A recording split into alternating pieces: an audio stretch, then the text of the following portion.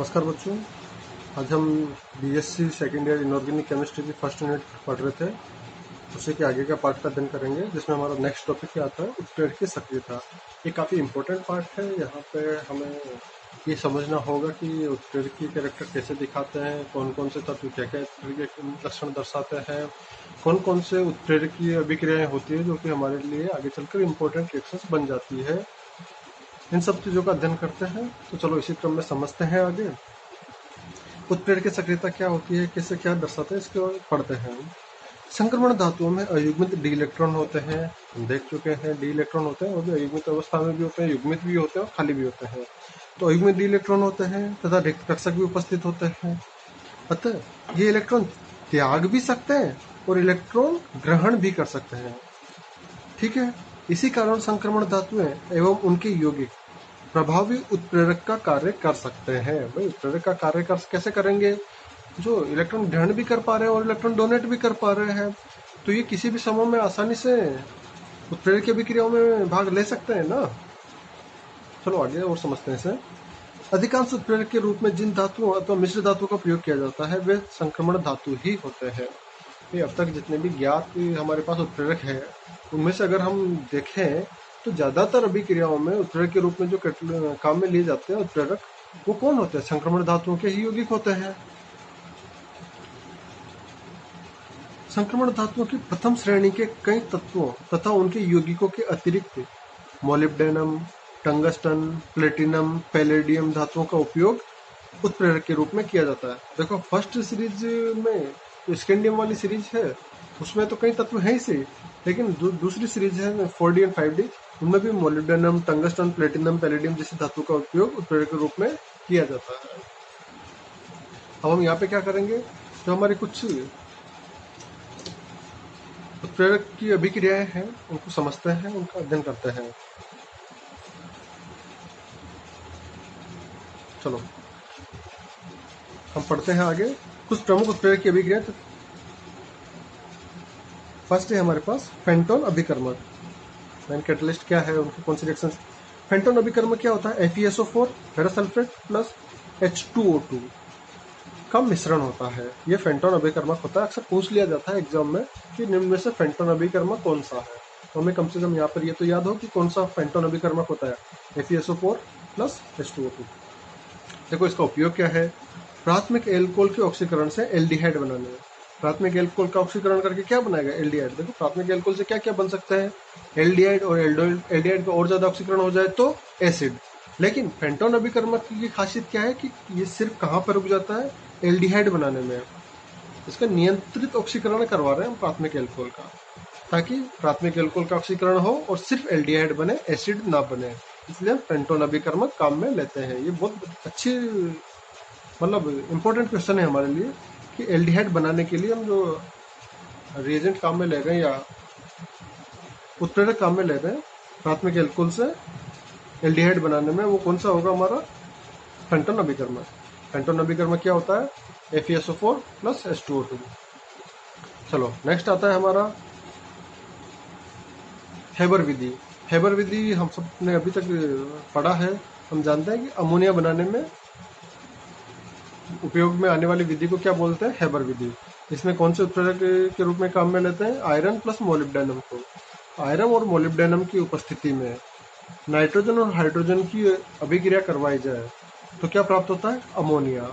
इनका अनुपात कौन सा लेंगे? 1:3 में करवाते हैं तो हमें अमोनिया प्राप्त होती है। और ये प्रक्रम क्या कहलाता है? हेबर प्रक्रम। ठीक है, चलो नेक्स्ट देखते हैं copper plus vanadium.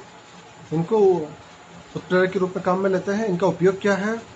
Cyclohexanol. Cyclohexanol plus cyclohexanone.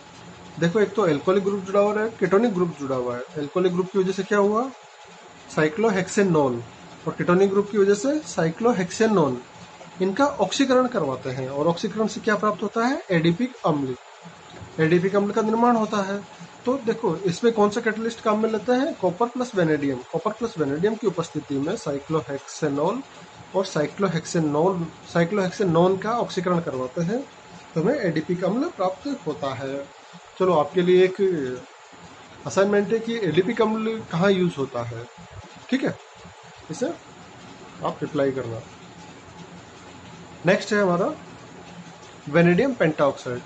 Vanadium pentoxide का सूत्र क्या होता है? V2O5। चलो, इसका उपयोग क्या है? SO2 को ऑक्सीकरण करने में, किसमें? SO3 में। सल्फर डाइऑक्साइड का ऑक्सीकरण करवाते हैं वेनेडियम पेंटाऑक्साइड की उपस्थिति में, तो क्या प्राप्त होता है? Sulphur trioxide. ठीक है, नेक्स्ट चलते हैं हम आगे।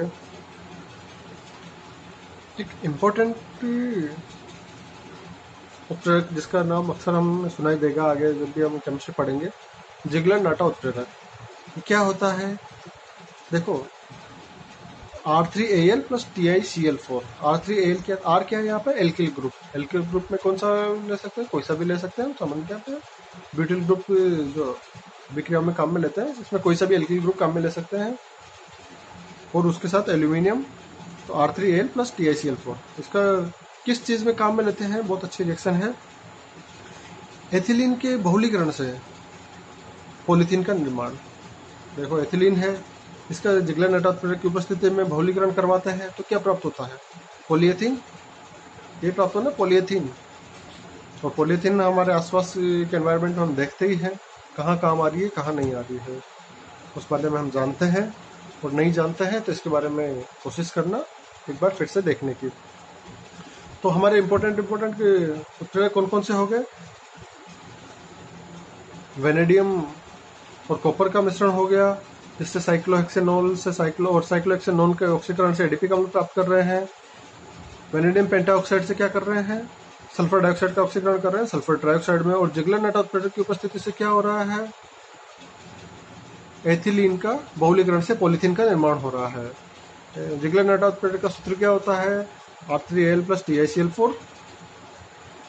यही होता है, इसको देख लेना। यहाँ पे CS3 का होल 3 एल्यूमिनियम भी आ सकता है, कुछ भी आ सकता है, उसकी जगह एल्किल ग्रुप है, एल्किल ग्रुप को कोई भी सब्स्टिट्यूट कर सकता है। नेक्स्ट है हमारा रेनेनिकल। इसका उपयोग क्या होता है? अपचयन में। किसी का अपचयन करवाने के लिए हम रेनेनिकल काम में लेते हैं। रेनेनिकल की उपस्थिति में हाइड्रोजनीकरण करवाते हैं, तो हमें उसका अपचयन उत्पाद प्राप्त होता है। देखते हैं एडिपोनाइट्राइल। इसका रेनेनिकल की उपस्थिति में हाइड्रोजनीकरण करवाते हैं, तो क्या प्राप्त होता है? Hexamethylene diamine. इसमें क्या होता है? जो CN इधर भी देखो, carbon nitrogen triple bond, carbon nitrogen triple bond, इनका अपचयन होता है और यहाँ पर क्या हो जाता है? NH2 ये होगा, ये CS2 हो जाएंगे। तो यहाँ पे 4 और 2 6 कार्बन हो गए और NH2 साइडों में जुड़ गए। ये रेनेनिकल की उपस्थिति में होता है। इसी में एक और चीज आती है कि निकल चूर्ण भी हम काम में लेते हैं। निकल चूर्ण क्या करता है? कार्बन कार्बन डबल बॉन्ड, जो कार्बन कार्बन के बीच में डबल बॉन्ड होता है, उसका हाइड्रोजनीकरण करवाता है। और उससे क्या होता है? ये हाइड्रोजन जुड़ जाता है और कार्बन कार्बन सिंगल बॉन्ड से जुड़ जाता है। इस विधि का उपयोग भी जो वनस्पति घी है उसके निर्माण में भी किया जाता है। ठीक है, हमने यहाँ पे कुछ इंपॉर्टेंट उत्प्रेरक देखे जो कि संक्रमण धातु तत्व होते हैं, उनका उपयोग देखा। रिमेनिंग पार्ट हम नेक्स्ट क्लास में पढ़ेंगे। Thank you.